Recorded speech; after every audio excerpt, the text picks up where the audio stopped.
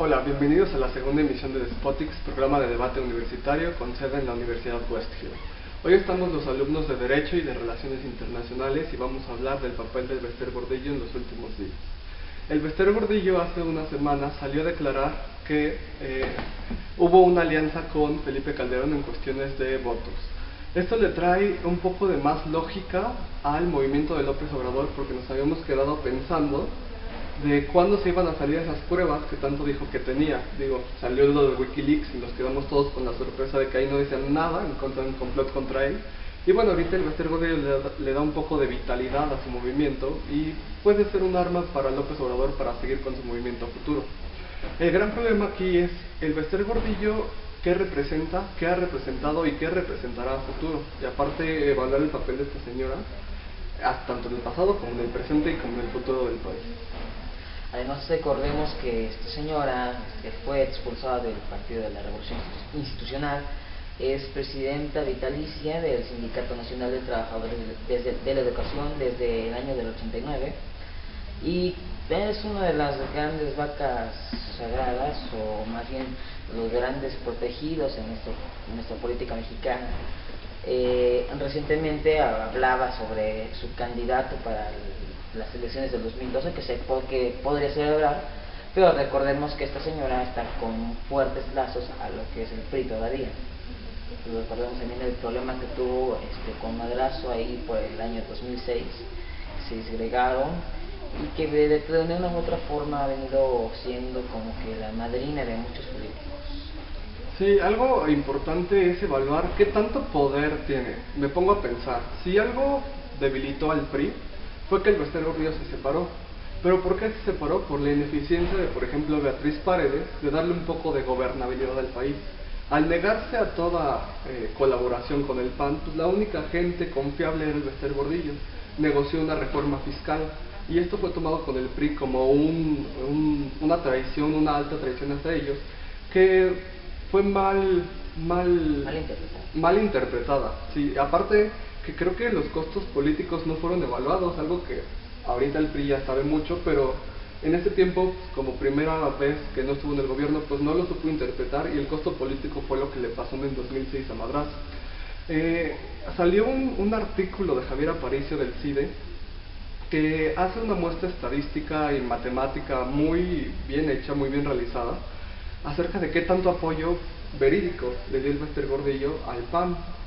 Y hace hace su estudio basado en las encuestas de salida del IFE en ciertos territorios en donde, por ejemplo, el PANAL tuvo 4% de votos hacia diputados y 1% de voto hacia el presidente.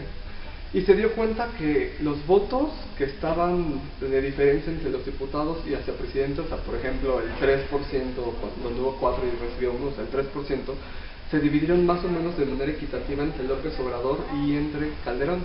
Eso quiere decir que el apoyo real de la maestra, pues, tal vez no sea tanto, pero lo vendió como si hubiera sido la decisión entre el que haya llegado Calderón o que haya llegado López Obrador.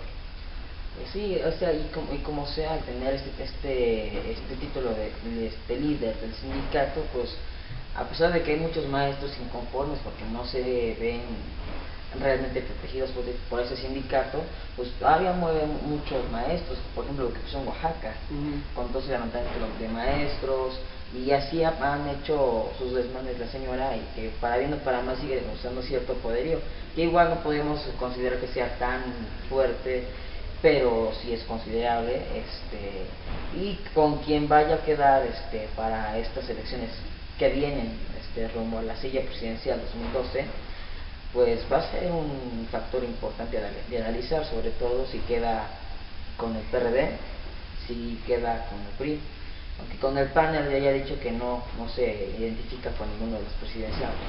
Sí, me llama mucho la atención lo que mencionas de los profesores.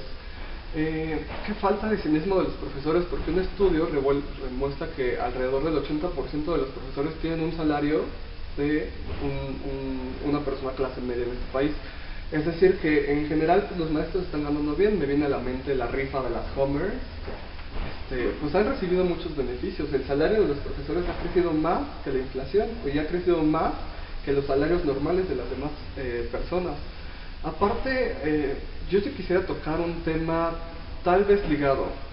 Y es que para 2012 yo sí veo una sociedad civil muy desprotegida, por así decirlo. Veo una serie de un practicalismo tipo tribus, donde vemos al PAN, como fue el Bester Gordillo y por ejemplo el del IMSS, Villa, ¿cómo se llama? No, con, bueno, el líder sindical del IMSS.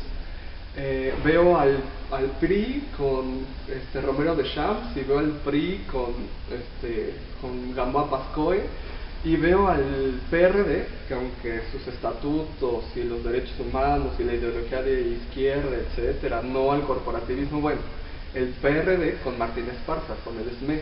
Entonces yo sí veo una serie de particularismos de tribus donde no se han puesto de acuerdo, de decir, oigan, pues estos señores nos están manipulando a todos, hemos perdido gobernabilidad, por cierto, de las acciones que han tomado, y al final, pues también quien pierde es la ciudadanía. Yo no veo un avance, por ejemplo, en educación, como tampoco la veo en nuestras cuentas de la Comisión Federal de Electricidad. No veo un avance en Pemex, como tampoco lo veo en el IMSS, que sigue teniendo los problemas financieros tan fuertes. Y mucho de este presupuesto que se le da a este tipo de personas, pues realmente se va en sueldos para los sindicatos, bueno, para los profesores, sindicales, para los líderes sindicales, etcétera. Decía un estudio, bueno, un artículo de Castañeda, que el Bester Gordillo tiene sus casas en San Diego, varias aquí en la ciudad, en los alrededores, 3 jets privados, y que más o menos la cantidad, o sea, su caja chica es de $100 millones al año. Es una cantidad muy impresionante y tocas un punto muy importante que se relaciona mucho con este concepto de la reforma laboral, que es la figura del sindicato, que realmente pues los trabajadores o los que pagan su cuota para seguir perteneciendo al sindicato no ven una protección real. O sea, se les da un presupuesto a los líderes sindicales para que lo hagan en beneficio de los trabajadores, pero ¿qué vemos? Vemos a Martín Esparza o unos líderes sindicales que gastan millones de dólares en los casinos de Las Vegas o comprando terrenos en Malibú y haciendo desmanes con el dinero que realmente no llega a beneficiar a los empleados. Y hay que decirlo, es dinero del erario público, es dinero que nosotros les estamos transfiriendo directamente. Exactamente, y lamentablemente pues no se ha hecho nada, y aquí lo que los partidos tendrían que ver también es que si yo como partido, ok, sí, los líderes sindicales son la cabeza del sindicato, pero no son todo el sindicato, si un partido se enfocara realmente a ver a los trabajadores, a visitarlos, a decirles qué te preocupa, qué te falta, a tener la atención directa, no a los líderes sindicales de qué se pueden preocupar con los grandes dividendos que sacan, pues yo creo que sí tendría un poco más de credibilidad, tendría un poco más de empuje político. Sí, aparte, mencionando lo de credibilidad, hoy en día, ¿qué tanta credibilidad tendría un partido que se alía con el Bester Gordillo? Yo vi un artículo, fue en el radio, escuché a Ricardo Rafael decir, pues hay que empezar a decir, yo no voy a votar por el partido que se alíe con la maestra. Yo tal vez veo por ahí un rayo de esperanza. Junto con estos artículos de Javier Aparicio, donde muestra que no es tanto el apoyo que brinda el Bester Gordillo, el PRI, que es, digamos, el que tiene la preferencia electoral, ¿qué incentivos tiene para aliarse con ella? Al contrario, yo creo que mucho del debate que se va a dar entre partidos es decir, miren, este es el nuevo PRI, pero se sigue aliando con el Bester Gordillo. Y el Bester Gordillo, sí, hay que decirlo, las personas tal vez no están muy comunicadas, muy enteradas, pero del Bester Gordillo sí saben. Sí saben lo que ha hecho, sí tiene una mala carrera, no ha impulsado la educación, etcétera. Entonces yo creo que el PRI no tiene esa necesidad de aliarse con ella y podría ser un parteaguas en esta historia de decir, a ver, el Bester Gordillo ya no hizo ningún trato conmigo, entonces yo no tengo que darle nada, yo no tengo por qué darle absolutamente nada a esta señora. Sí, aquí lo que sería importante que hicieran, que sería muy bueno, es que todos los partidos políticos, PAN, PRD, PANAL, todo esto, se cindieran de la posible influencia que tiene dinosaurio político, que podemos llamarle. Porque a fin de cuentas ni en su partido la quieren, ya lo usaron. Ahí tiene a su partido de la Nueva Alianza, que es un elefante blanco, digamos, del PRI. Sí, Igual lo vemos un poco relacionado con Santiago Krill, que hace unas semanas decía, es que yo, si voy como candidato de Acción Nacional, yo no voy a aliarme con el Baster. Entonces, el Baster viene siendo desde hace cierto tiempo como un capital negativo de los partidos.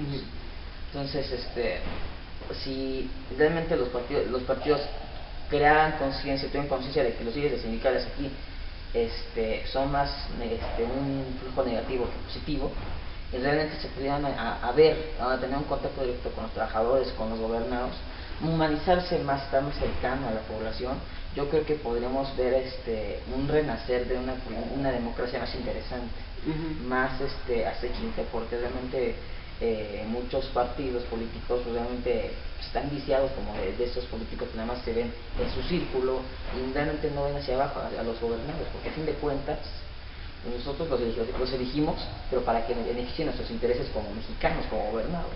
Sí.